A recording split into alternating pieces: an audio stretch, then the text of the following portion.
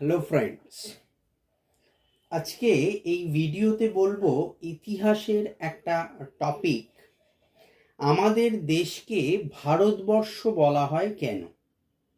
অথবা প্রশ্নটা এভাবেও আসতে পারে বা আসে, আমাদের দেশকে ভারতবর্ষের ইন্ডিয়া বা হিন্দুস্তানের নামকরণের ঐতিহাসিক ব্যাখ্যা দাও। মূলত তিনটে ব্যাখ্যা আমরা পাবো বা পাই।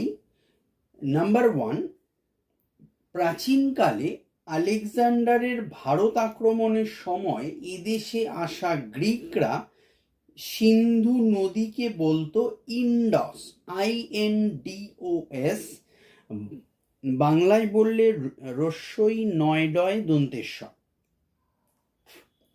ঐতিহাসিকরা মনে করেন সিন্ধু বা ইন্ডস নাম থেকেই ভারতবর্ষের ইন্ডিয়া বা হিন্দুস্তান নামকরণ হয়েছে।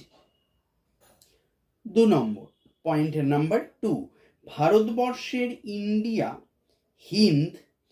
হিন্দুস্তান প্রভৃতি নামকরণ সম্পর্কে আরও একটি প্রচলিত মত হলো যে খ্রিস্টপূর্ব 6ষ্ঠ শতাব্দীতে ভারতে প্রথম বিদেশি আক্রমণের নেতা পারস্য সম্রাট দারায়ুস বর্তমান সিন্ধু অঞ্চলের নামকরণ করেছিলেন হিদু বা হিন্দু। আসলে সিন্ধু নদের 5টি উপনদী, অর্থাৎ বিতস্তা, ইরাবতী, চন্দ্রভাগা, বিপাশা ও শতদ্রু এবং গঙ্গা ও যমুনাকে নিয়ে কল্পিত যে সপ্তসিন্ধু যুগে যুগে বিদেশিদের আকৃষ্ট করেছিল, সেই সপ্তসিন্ধু নাম থেকেই হিন্দু নামের উদ্ভব হয়েছে। পয়েন্ট নাম্বার 3, খ্রিস্টীয় প্রথম শতাব্দীতে লেখা চীনা ইতিবৃত্তে ভারতবর্ষকে তিয়েনচু অথবা চুয়ান্তু নামে অভিহিত করা হয়েছে।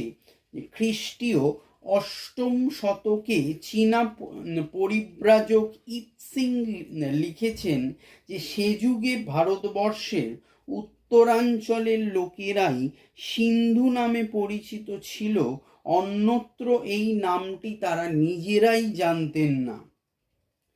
ভারতবর্ষের উত্তরাঞ্চল এই স্বল্পখ্যাত নামই পরবর্তীকালে ভারতের সর্বত্র পরিচিতি লাভ করে।